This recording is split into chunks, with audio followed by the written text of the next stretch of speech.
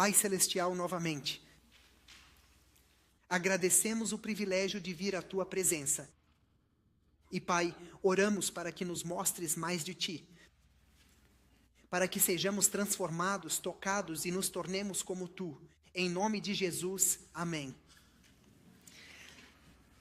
Concluímos a série que abordou o tema dos cristãos genuínos e hoje damos início a uma nova série intitulada Perdão Pleno, Perdão Pleno. Provavelmente por 4, 5, 6 mensagens vamos falar sobre perdão. Quero contar uma história. Na verdade, contarei 4 histórias. 2 delas têm algo em comum, as outras 2 têm algo diferente em comum. As 4 são diferentes entre si, 2 a 2. Prestem atenção e digam-me o que é diferente. 4 histórias. Primeira, rapidinho. Eu estava na escola cursando a 3ª série. Nevava lá fora. E eu tinha um professor que usava um chapéu de cowboy bem grande. E era muito tentador para as crianças pegar uma bola de neve e tentar acertar o chapéu.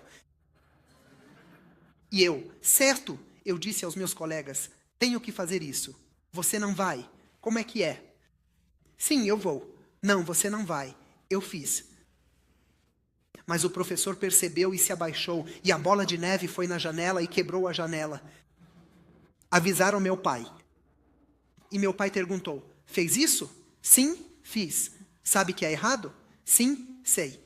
E agora, o que faço? Eu disse, você é o pai. Não me peça tal decisão. Talvez não goste do que eu decida. E meu pai disse, sabe, preciso fazer uma confissão. Eu disse, tá bom. Ele se confessando, mas enfim. E ele diz, na 5ª série, não na 3ª, fiz o mesmo, mas peguei o chapéu.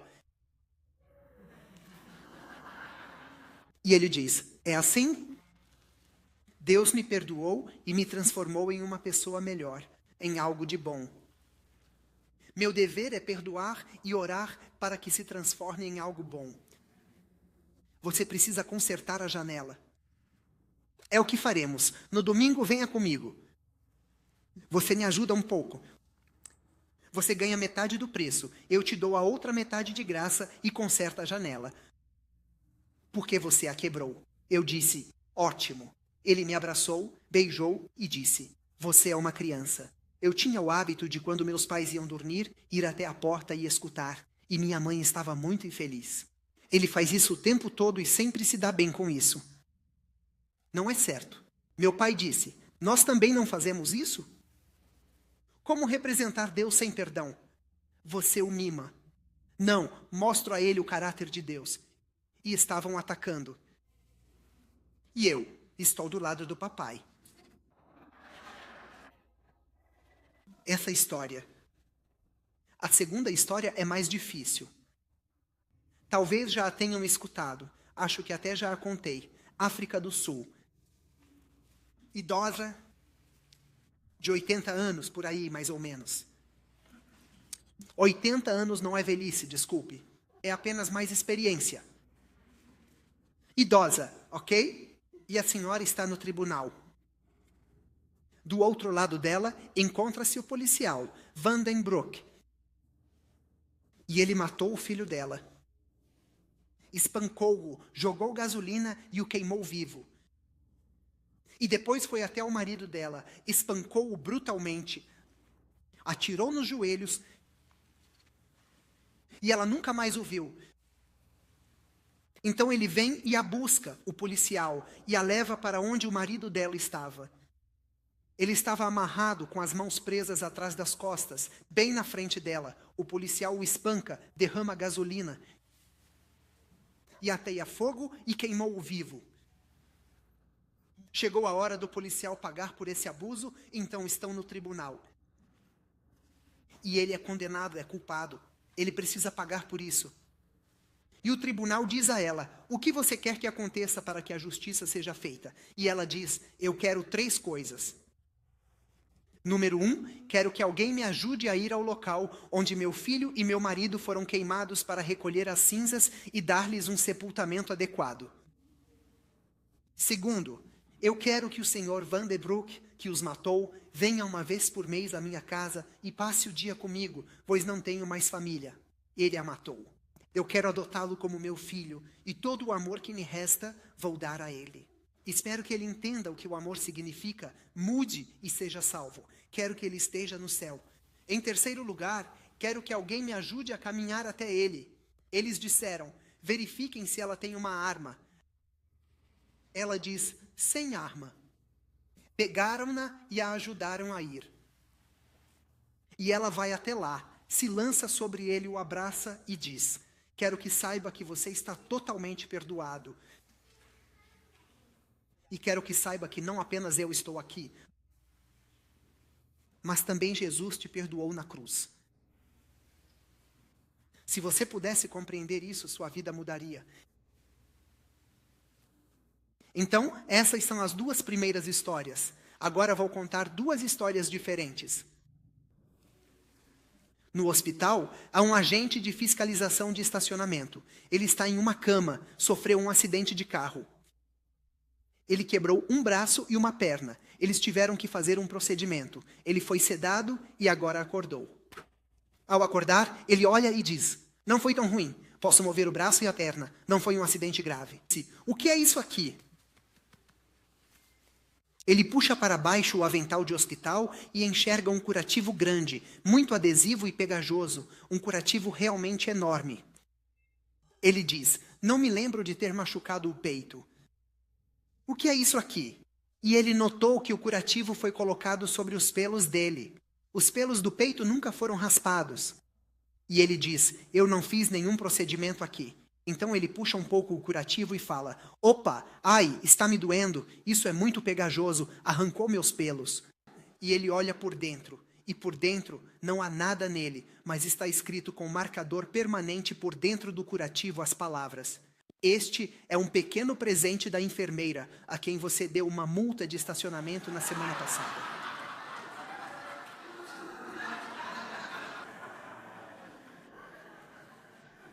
Enfermeiras, não tenham ideias.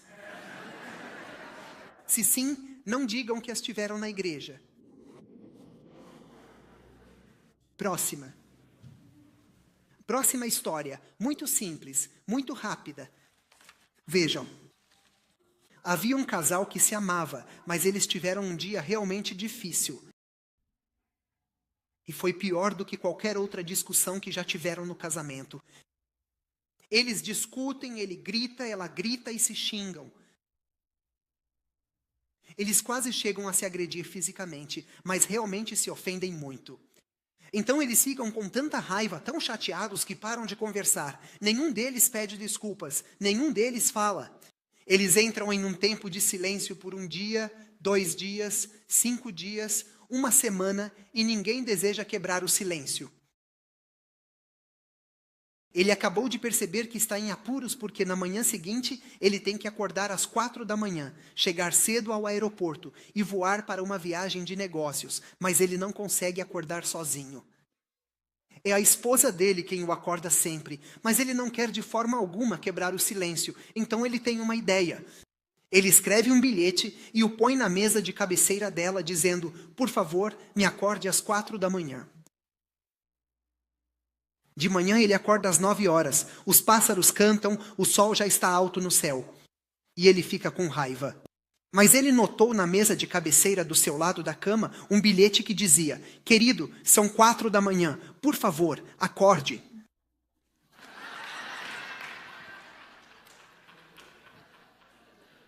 Qual é a diferença entre as histórias? As duas primeiras, meu pai e depois a senhora na África. As duas seguintes. O policial estacionando o carro, lembram-se? E também o casal. Qual é a diferença entre essas duas histórias? Nas duas primeiras, o que vem? Vem graça. Nas duas últimas, existe uma necessidade dentro de nós de acertar as contas, de tornar justo, como dizemos, de fazer do jeito que entendemos a justiça. Para que seja igual, eles têm que pagar por isso. Existe um desejo em algum lugar dentro de nós, de que queremos acertar as contas. Tem que ser uma coisa justa. Nós fazemos isso até mesmo nas coisas boas. Um vizinho nos deu tomates, minha esposa preparou biscoitos. Ela disse, temos que dar algo em troca. Por que você quereria pagar de volta o bem ou o mal? Nós sempre queremos ter certeza de que está tudo quite. Agora deixe-me perguntar, você pode realmente pagar de volta? Não seria bom? O que receber, você devolve e mede o valor para dar o mesmo. Você me entende? Você pode fazer isso quando ama? Você mede?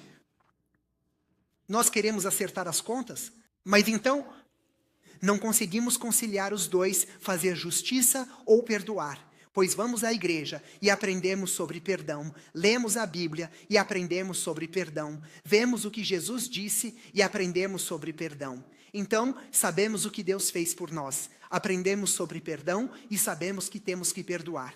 Mas aí queremos acertar as contas. Como conciliar os dois?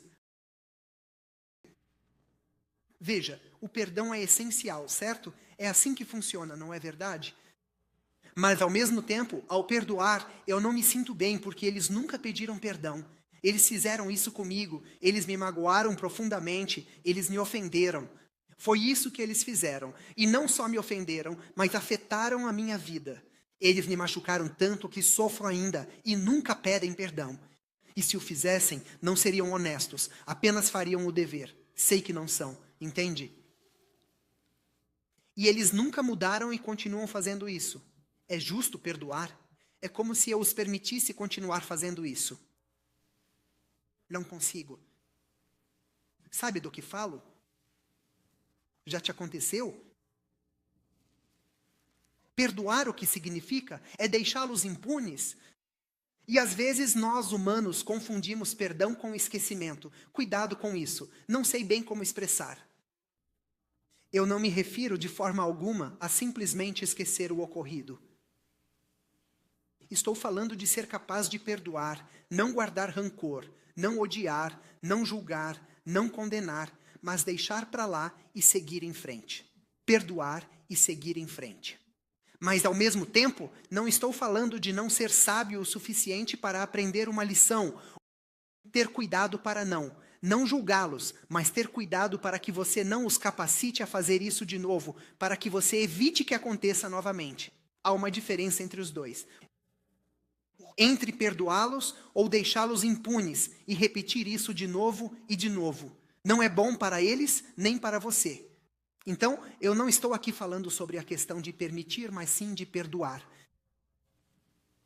E às vezes confundimos os dois. Vou começar a mensagem agora porque vocês sabem do que estou falando. Havia um casal oriental, um homem e uma mulher, que ainda não haviam se casado. Eram dois jovens. Uma moça legal, educada, brilhante, linda, com grande futuro. Muito inteligente e o rapaz que a amava, ou pelo menos era o que ele dizia. Eles namoraram por 1 ano, mas nunca tiveram tempo suficiente para se conhecerem porque ela estava na faculdade terminando o doutorado dela. E ela estava sempre atarefada redigindo a sua dissertação de doutorado. Um dia, eles se encontraram e ele a pediu em casamento. Quero me casar com você. Você se casaria comigo? E ela disse, você não vai se sentir bem, mas... Não. Ele, o quê? Ela, ouviu? Não me ama? Sim, amo. Mas... Eu preparei estas flores e este anel, e chamei meus amigos, e chamei estes músicos para tocar violino. Desculpe. Porque ela considerou que eles precisavam se conhecer um pouco mais, e precisavam ter certeza de que era a vontade de Deus, e ela precisava ter certeza de que ele realmente a amava. Não o amor que dura 3 meses, mas sim o que permanece por toda uma vida e implica sacrifício. Então, ela queria ter certeza, mas ele se ofendeu. Ele ficou tão ofendido, levando a mal, que disse, ela magoou meus sentimentos. Não se importa, achei que fosse diferente, mas ela não é, sabe? Ela vai pagar por isso. E ele se permitiu alimentar emoções negativas, e essas emoções gradualmente começaram a controlar a mente dele. E quanto mais ele pensava nessas emoções negativas, mais os sentimentos dominavam e ele se sentia ofendido. Essa ofensa se transformou em amargura, e essa amargura se tornou ódio, e isso virou acidez em seu coração. Como ela pôde fazer isso comigo? Ela me humilhou.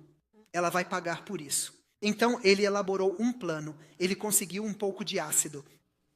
E ele disse: quero me encontrar. E ela veio e sorriu. Tudo bem? Venha cá.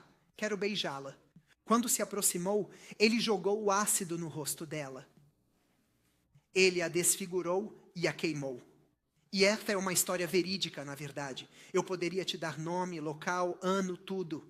E queimou os olhos dela. Assim, arruinou a vida dela, sem rosto. Totalmente desfigurada, sem nenhuma visão, ela perdeu a visão, ficou cega. Contas de hospital, dor, internação eterna. Toda a vida dela e seu futuro foram arruinados. Assim, eles foram ao tribunal, à justiça. A lei do país a favoreceu, o considerou culpado. E ele foi condenado, conforme a lei daquele país, a uma punição de olho por olho.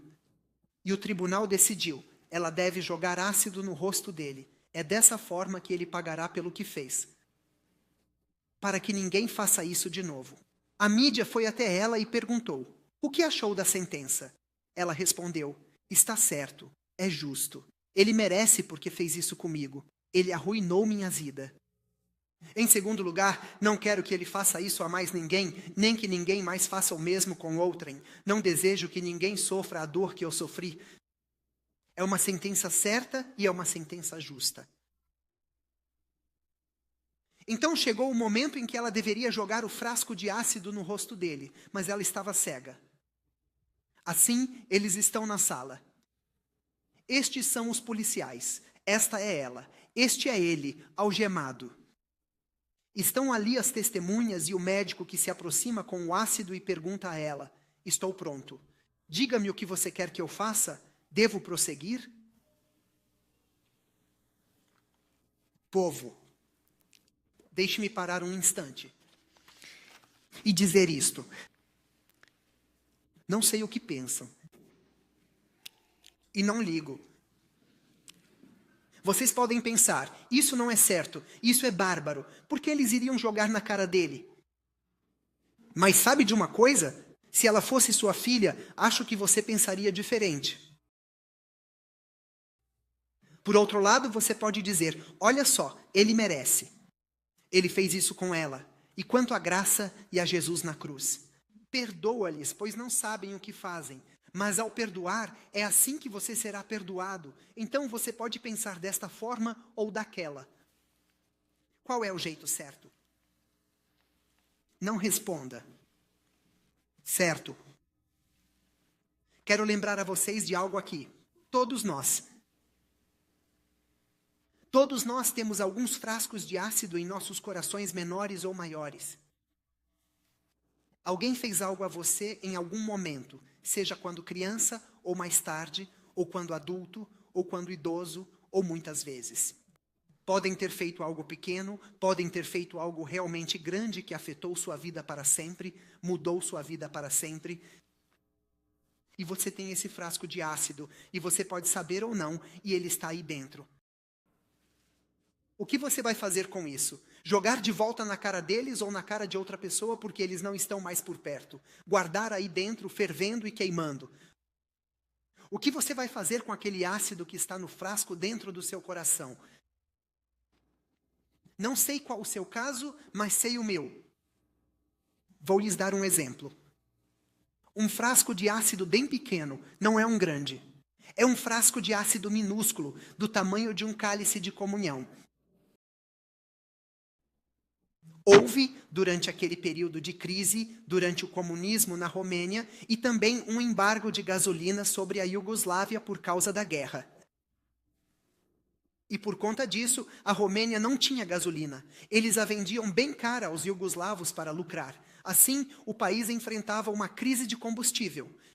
E o governo, para regular essa situação, impôs uma. Não sei como se chama, uma porção que todos podiam receber, uma cota que você podia pegar e era de 40 litros por mês. Eram 40 litros por mês, mais ou menos. Você ia lá, mostrava sua identidade e eles olhavam numa lista e marcavam que você pegou seus 40 litros. Próximo. E se você gastasse e usasse os 40 litros, não dirigia. Você andava.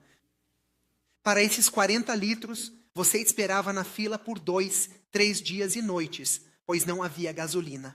Quando a gasolina chegou ao posto, havia fila longa. E se pesquisar no Google, verá fotos da Romênia daquela época. Fila virando a esquina, virando a esquina. E nós entrávamos na fila, arranjávamos um lugar, um assento na fila, um local com o carro, por exemplo, às 2 da tarde, e ficávamos lá até a noite, dormíamos no carro, e na manhã seguinte, quando a gasolina chegasse, você pode conseguir seus 40 litros, se não, talvez no dia seguinte, e você guardará esses 40 litros para emergências. Então você não ligava o carro para não gastar gasolina. Então você o colocava em ponto morto, e quando começavam a vender gasolina, o primeiro carro pegou 40 litros e saiu. Você empurrava seu carro mais uns metros e esperava. Quando se movessem, você o empurraria de novo.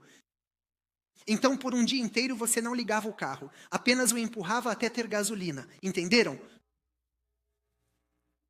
Pois bem, eu estava na fila por um dia e uma noite, e fui vendo o posto de gasolina se aproximar cada vez mais. E a minha vez chegou, e eu estou bem aqui, e no posto de gasolina, o cara abastece, ele vai embora. E quando eu empurro meu carro, um cara que não ficou na fila o dia inteiro e a noite inteira chega, e estaciona na minha frente no posto. Ele mostra a identidade e pega 40 litros. Eu disse, eu era o próximo. Ele fala, olá, é a minha vez agora. Vá para a fila como todo mundo. Eu não me importo. Sim, mas eu me importo. Eu não me importo que você se importe. Não consigo descrever o que aconteceu no meu estômago. Não consigo explicar o que senti, o que aconteceu. Minhas orelhas ficaram vermelhas. Quando fico bravo, elas ficam vermelhas. E minha esposa, querido, acalme-se. Ela estava no carro comigo. Acalme-se, deixe-o. Ele pode ter uma faca, pode fazer algo estúpido. Deixe-o ir. Não é justo, eu disse. Ei, não se importa? Tem seus filhos? Veem o que faz. Não me importo com você, nem com eles. Me deixe em paz. Ele pegou a gasolina. Se estivesse em meu lugar, como se sentiria? É algo pequeno. Não sentem a acidez no estômago do tipo, entendem o que estou dizendo? Então, as pessoas podem ter feito algo muito pior do que isso para você. E talvez parentes, e talvez amigos, quem sabe? E você tem um pouco de ácido por dentro. E às vezes ele continua se acumulando e eles nunca pedem perdão e nunca mudam. O que você faz? Eu tinha um membro da igreja em meu distrito anterior. Não posso dar muitos detalhes, mas eram amigos, se ajudavam, visitavam e trabalhavam juntos. Ele levou a esposa e fugiu com ela, os dois. E ela, chocada, disse, eu pensei que éramos melhores amigos. Ele arruinou completamente a minha vida. E ela me diz 4 anos depois, mesmo que eu os veja na cidade, sinto uma dor no estômago, acidez e não consigo deixar para lá. Eu simplesmente não consigo seguir em frente e superar isso. As pessoas podem ter te feito algo. O mais estranho é que, às vezes, aqueles que lhe fazem isso não percebem e, em outras ocasiões, simplesmente não se importam. E sabe de uma coisa? É você quem sofre. É você quem tem acidez. É você quem é afetado. É você quem se machuca e não segue em frente. E eles seguem em frente e têm uma vida boa. Então, deixe-me dizer isto antes mesmo de avançarmos no assunto. Perdoar, na maioria das vezes, não é por eles. Na verdade, é por você. Ajuda você, lhe dá paz. Você pode seguir em frente com a vida. Eu tinha um amigo em uma das igrejas de Chicago e o pastor fez algo horrível. E ele me disse, não é certo. O pastor não ligava para a Bíblia nem para nada. O pastor, na verdade, pregava do púlpito que não havia criação e que a Bíblia era como fábulas. Não se devia acreditar nela. Ele foi demitido, graças a Deus. Mas enquanto isso, meu amigo o confrontou educadamente, e ele foi com tudo, com força total contra meu amigo. E meu amigo me ligou e disse: não fiz nada de errado. Ele tirou tudo de mim. Ele dificultou minha vida. Eu vou revidar. Vou enviar cartas à conferência, enviar cartas à união, enviar cartas à divisão. Vou falar com membros contra ele. Eu vou. Vá para outra igreja. Por que eu faria isso? Ele fez isso comigo, eu vou fazer com ele. Se sofro, ele deve sofrer. Eu disse: gaste sua energia no que ele fez. Por que não gasta sua energia visitando os doentes, salvando os perdidos, pregando o evangelho, fazendo algo de bom e tendo paz? Deixe Deus ser o juiz, porque Deus é o juiz, e Ele faz justiça melhor do que você. Confie em Deus, Ele é justo. Por que não muda de igreja? Não posso deixar para lá. 2 anos depois, ele me ligou e disse: arruinou minha vida, minha paz, minha família e meus sábados. Não tenho paz. Todo sábado só se fala nisso. Então, vou mudar de igreja. Ele mudou. 2 anos depois, ele ligou: estou tão feliz. E fazemos evangelismo, viagens missionárias. Eu disse: finalmente ele entendeu. Então, vocês começam a ver. Às vezes, nós alimentamos essa mágoa. Permitimos que ela ferva por dentro até nos queimar internamente, danificando assim nossa alma e nossa vida. E os demais nem sequer se importam, ou quem sabe eles de fato se importem. Então, de volta à nossa história. A senhora está cega, queimada, a vida dela está destruída. Eles estão na sala e o médico diz: eu tenho um frasco de ácido, estou pronto, devo prosseguir? Devo prosseguir? Devo jogar isso na cara dele? Ele merece. Mas não é tão fácil, porque por um lado, é a coisa certa a fazer. Mas por outro lado, você vai à igreja e aprende sobre o perdão. Você lê a Bíblia e aprende sobre o perdão. Você aprende sobre Deus, como você ouviu Deus, não apenas uma vez, mas muitas vezes. Pecados grandes, pequenos e diários, e pecados tão minúsculos que nos acostumamos a eles e nem percebemos que pecamos. No entanto, pecamos. E às vezes pecamos sabendo que é errado, pedimos perdão e fazemos de novo, pedimos perdão e fazemos de novo, pedimos perdão e fazemos de novo, pedimos perdão e fazemos de novo. E você quer que Deus o perdoe, não é? E você o magoa. Mas você deseja o perdão total e gratuito. Nós queremos que nossos pecados apagados. E Deus vem até você e lhe diz: eu vou perdoar os seus pecados e lançá-los lá no fundo, no abismo da fossa das Marianas. No fundo do oceano, e vou colocar um sinal de proibido pescar em cima, para que ninguém nunca mais os apanhe. E Deus diz: eu faço isso sem pagamento. Eu pagarei por você. Você está totalmente perdoado porque eu te amo. Então, Jesus, quando arrastaram Maria até Jesus, Jesus disse-lhe: eu não te condeno. Porém, aqueles que levaram Maria a Jesus pecaram com ela, e Jesus poderia tê-los denunciado em público, em voz alta. Foi isto que eles fizeram. Jesus não o fez.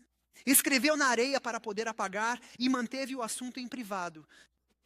Não os denunciou porque queria que eles também experimentassem a graça. E então, pensa-se na parábola que Jesus narrou quando disse: este homem devia uma grande quantia. Tudo foi perdoado. Este homem devia um pouco, e o outro não foi capaz de o perdoar por essa quantia. E então Jesus diz: aquele a quem muito se perdoa, muito ama. Numa história diferente, Jesus diz: com a mesma medida com que perdoardes, com essa mesma medida vos será medido. Assim, se perdoardes muito, sereis perdoados. De fato, na oração do Senhor está escrito: perdoai as nossas ofensas, assim como nós perdoamos aqueles que nos ofendem. Então você vai à igreja e aprende sobre isso e entende que deve perdoar. Então você contempla Jesus na cruz. Leia citações, milhares de citações. Posso ler uma para vocês, se quiserem. Diz assim: olhem, ao recebermos misericórdia e bênção de Deus, devemos ter um espírito de amor e perdão. Como podemos orar, perdoa os nossos pecados, se não perdoamos os outros? Se queremos que nossas orações sejam ouvidas, devemos perdoar na mesma medida em que esperamos ser perdoados. Então, basicamente, pessoal, por um lado, aprendemos que devemos perdoar. Por outro lado, eles queimaram meu coração, eles queimaram meu rosto, eles me deixaram cego, eles afetaram minha vida, eles arruinaram minha vida. Você permite que isso arruine sua vida e ferve por dentro. Então, o que fazemos? Não é fácil perdoar. Deus te perdoou e chega a hora de você fazer o mesmo, perdoar o outro. Amigos, Jesus fala sobre o perdão, mas quero que vocês notem que ele nunca se expressa de uma forma que sugira algo como: será que você poderia, por favor, pensar sobre isso? Toda vez que Jesus fala sobre perdão, é um imperativo, é uma condição para a salvação e para ser perdoado, é uma ordem. Ele não diz, talvez possa, ele diz, você deve. Não é que se você é cristão, deva apenas tentar e quem sabe você consegue. Ele afirma, você deve fazer isso. Você não possui outra escolha. Você precisa conceder o perdão. Ponto final. Não é apenas uma mera sugestão. Ele diz, não julgue para não ser julgado. Não condene para não ser condenado. Perdoe e será perdoado. Quantas vezes? 490 vezes ao dia. Na cultura hebraica, 7 vezes 7 não quer dizer 7, mas sim o necessário. Se você conversar com o povo hebreu, eles te dirão isso. Basicamente, Jesus não sugere que talvez você possa fazer isso. Ele diz, para ser um cristão, para ser como Jesus, você deve fazer o que Jesus fez, perdoar. Para alcançar a salvação, você precisa perdoar. Então vamos agora à Bíblia, a um versículo específico. Isso é o que o apóstolo Paulo afirma. Por isso vos digo isto, em Efésios, capítulo 4, versículo 17, e também insisto, que não vivam mais como gentios. Agora, salto para o versículo 25. Portanto, cada um de vocês precisa de forma imperativa. Eu dei a vocês 2 versículos. No primeiro diz, eu insisto. No segundo, ele afirma categoricamente, vocês devem. E então Paulo lhes apresenta uma lista das coisas que vocês devem cumprir. Nessa lista, ele diz, vocês devem perdoar. E se continuar a lista, livre-se da amargura. Não é bom guardar isso por dentro. E então ele diz, sejam gentis, sejam compassivos uns com os outros. Perdoem-se uns aos outros, assim como em Cristo Deus os perdoou.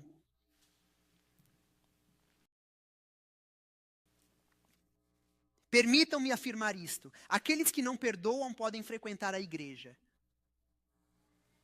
Guardar o sábado, pagar o dízimo, evangelizar, ensinar na escola sabatina, cantar no coro, ir a reuniões e comer saudavelmente. Ok? Mas se não perdoam, são cristãos nominais. Mas não são cristãos de verdade. Pois os verdadeiros cristãos agem conforme o que Cristo fez e continua a fazer. Os cristãos de verdade perdoam. Você pode ter razões para não perdoar. Mas é isto que Paulo faz. Paulo não diz, se eles confessarem, você perdoa. Paulo não diz, se eles mudarem, você perdoa. Paulo não diz, se eles forem honestos ao pedirem perdão, então você perdoa. Paulo não diz, se. Paulo diz, ponto final, você deve perdoar. Quer eles peçam ou não, quer tenham sido sinceros ou não, quer tenham te afetado muito ou pouco, quer mudem ou não, quer repitam o erro ou não, você pode querer ser sábio e não ser amiguinho deles e evitar que aconteça de novo. Contudo, você deve perdoar, não importa o que façam. Para você, Paulo diz, não há condição, você deve perdoar. Sejam seus pais ou seus filhos, seu cônjuge ou seu vizinho, seu chefe ou um amigo, qualquer um que o tenha ferido, você deve perdoar. e então o restante ficará entre eles e Deus. Lembre-se de que Deus é mais justo do que você, e Ele é quem vai julgar, e Ele fará isso. Você não precisa ensiná-lo sobre justiça. Paulo declara, é algo imperativo, trata-se de uma ordem. Não há qualquer condição para o perdão, não há se então, você simplesmente perdoa. Por que perdoar? Tenho objeções, tenho razões, há motivos reais. Eles não pediram, eles ofenderam, eles machucaram. Por que perdoar? E Paulo apresenta uma única razão, apenas uma, muito clara e simples. Ele diz, você deve perdoar. Por quê? Porque Deus te perdoou. Essa é a razão. Porque você foi perdoado. Essa é a razão pela qual você deve perdoar. Não há outra razão e você não precisa de mais. Ouçam, leio uma citação de Parábolas de Jesus, página 251. A base de todo perdão está no amor imerecido de Deus. E pela nossa atitude para com o próximo, demonstramos se fizemos desse amor a nossa própria essência. Está claro o suficiente para vocês? Ao perdoar, você demonstra entender a graça de Deus. E se não perdoa, mostra que não vivenciou a graça. Você pode falar da graça, mas não a viveu. Pois o ditado diz, quanto mais andamos entre flores, mais provável é cheirar a flores. Assim, quanto mais andamos na graça, mais provável é cheirar, brilhar e compartilhar a graça. E as pessoas não podem dar o que não têm. Como perdoar se nunca foi perdoado? Pessoas que não perdoam, então, são as que não receberam perdão.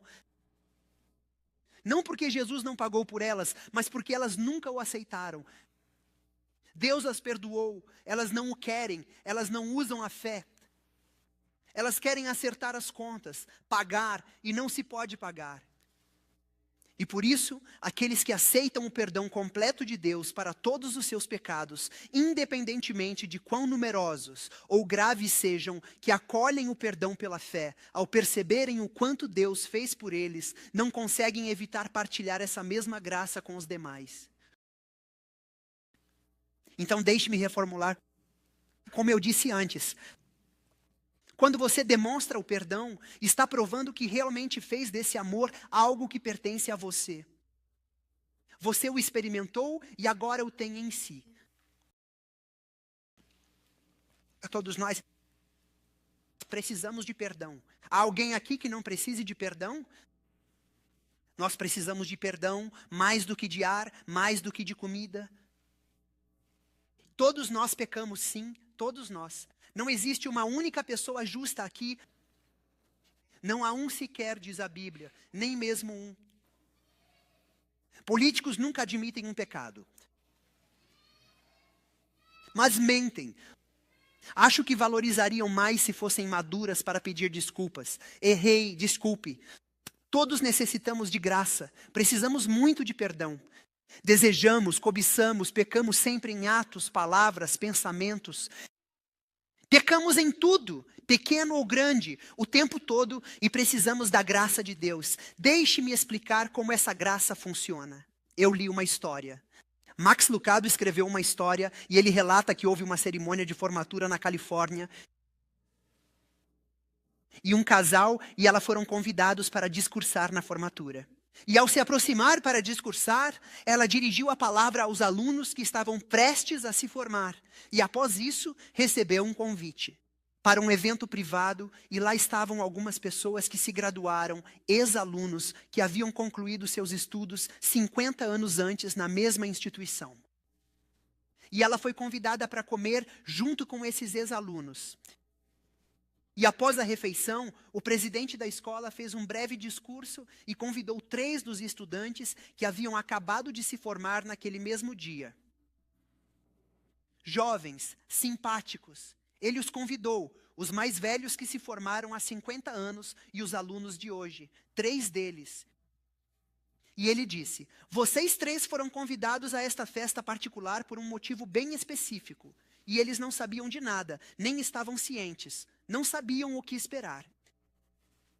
E o reitor então disse, entre esses 50 ex-alunos, existe um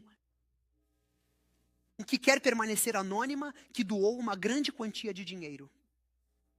Ele sabe que vocês três decidiram ir como missionários para a Índia, para dedicar anos de suas vidas a ajudar os pobres e pregar o Evangelho.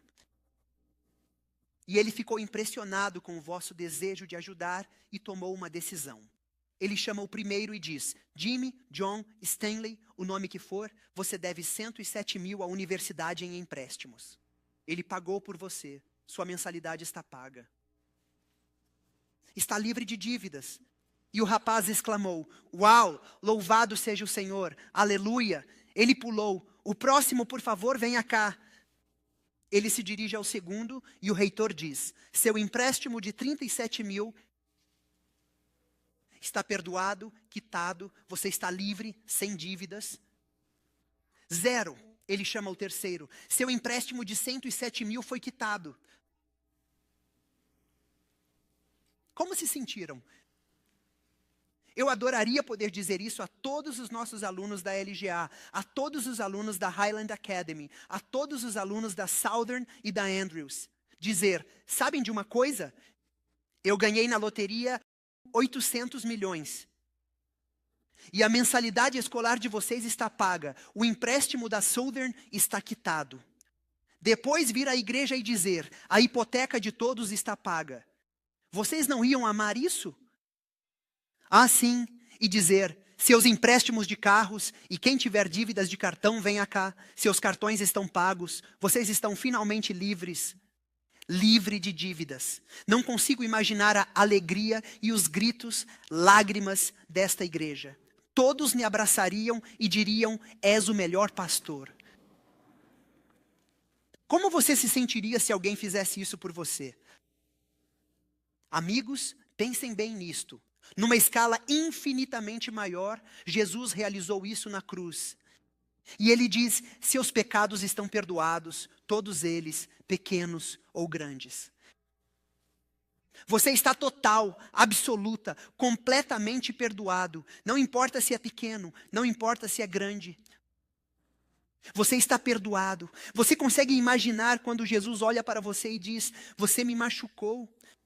Você me feriu na cruz, mas te perdoo por completo. Seus pecados foram apagados, não existem mais. Perdoarei sua iniquidade e não lembrarei mais de seus pecados. Esquecerei-os por você, lançá-los-ei no fundo do mar. Não só te perdoo, mas te restaurarei. Perdoam, mas nunca restauram. Deus perdoou Davi, o devolveu como rei. Esquecerei o que fizeste. O filho pródigo errou feio, mas o pai o reintegrou. Tipo, eu não faria isso, pois ele destruirá tudo de novo. Não posso confiar nesse cara, mas Deus perdoa e restaura. Que Deus, hein? Quando Deus faz isso, como se sente? Não há nada que você possa fazer, nada que possa fazer para merecer, nada que possa fazer para pagar, nada que possa fazer por isso.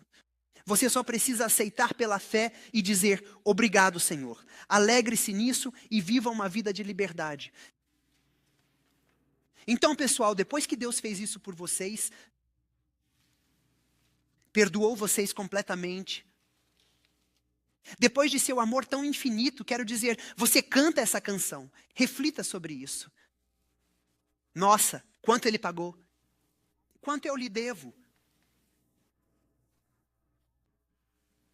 Conhece a canção? Nós gostamos disso, não é? Se você olhar plenamente para a sua maravilhosa graça, para o seu rosto, para o seu perdão, para o seu sacrifício, se você realmente tirar um tempo para entender o que ele fez por você, se você o aceitar pela fé, se não tentar merecê-lo, mas simplesmente o receber tudo isso, plenamente perdoado, completamente livre de dívidas, se você aceitar, sem mencionar a eternidade, se você apenas pensar por um segundo na eternidade, não consegue ser grato? Quando você realmente pondera sobre isso, não há outro caminho a seguir, senão o perdão. Então as pessoas que não perdoam, são pessoas que não entendem isso. Portanto, quando você não consegue perdoar, não tente perdoar. Em vez disso, tente entender isso. Porque quando você entende o quanto Deus te perdoou, você não consegue ser de outra forma a não ser compassivo, gentil e perdoador, independentemente de eles mudarem ou não. Isso é entre eles e Deus. E entre você e Deus, você não mantém o ácido fervendo, crescendo e acumulando. Você perdoa, deixa isso para trás e segue em frente.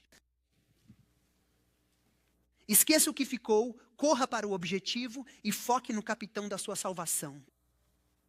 Quando você sabe o quanto ele te perdoou, então você não tem problema em perdoar os outros. Se você não fizer isso, precisa voltar à cruz e entender o que Deus fez por você. Você parece estar buscando sinceramente por perdão, por liberdade. Você merece o perdão? Contudo, Deus está disposto a dar-lhe isso de graça. E ousa negar aos seus irmãos o perdão e o carinho, mesmo que não sejam dignos disso. Você quer que Deus lide assim com você? Lide com seus irmãos como deseja que Deus lide contigo.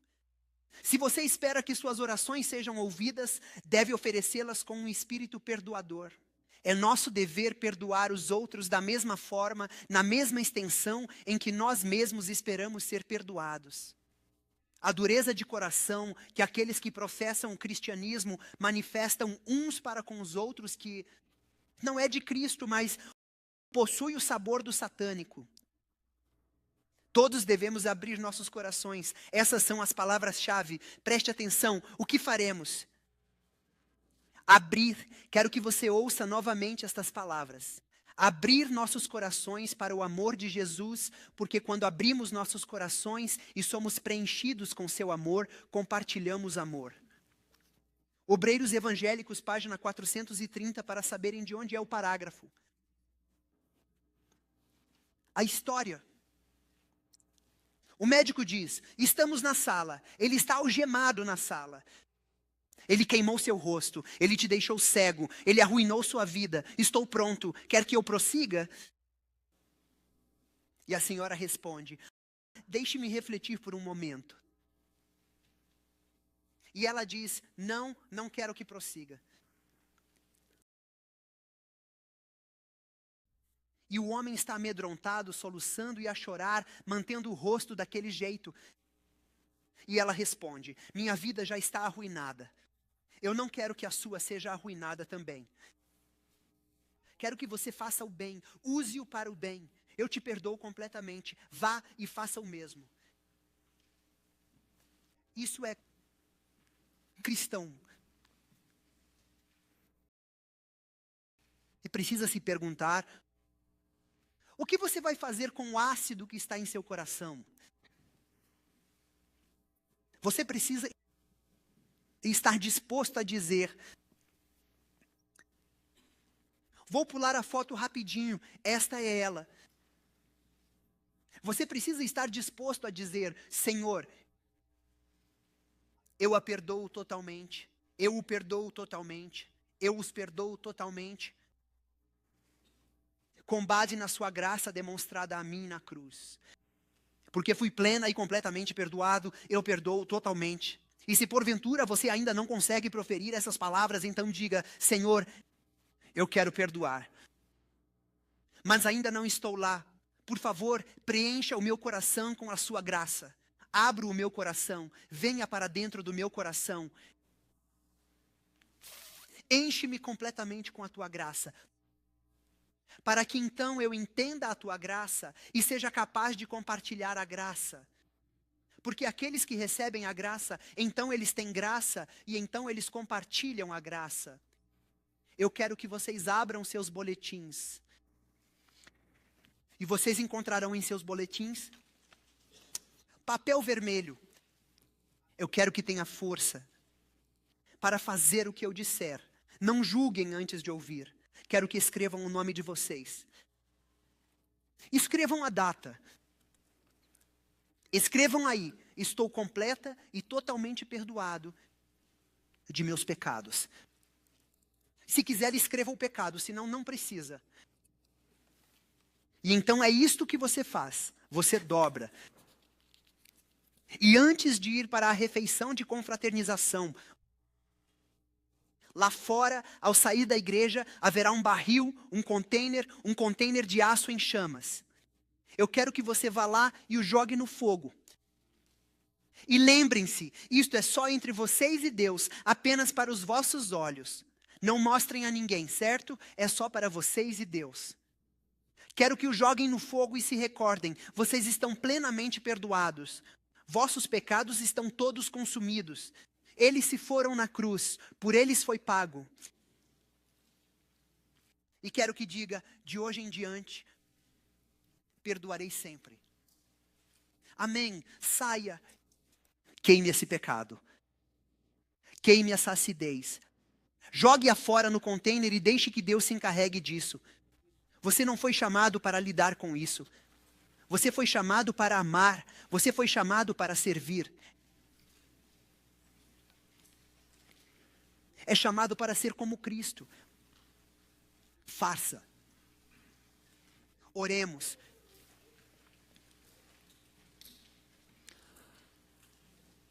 Que amor, Senhor. Nunca seremos capazes de compreender completamente uma gota desse amor infinito.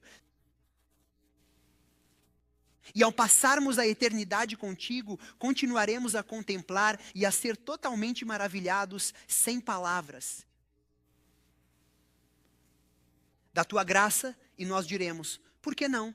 Não a merecemos, ou sim. E tu fizeste tudo porque nos amas. Então ajuda-nos a entender uma gota desse amor e a partilhá-lo como Cristo o fez. Oramos em nome de Jesus.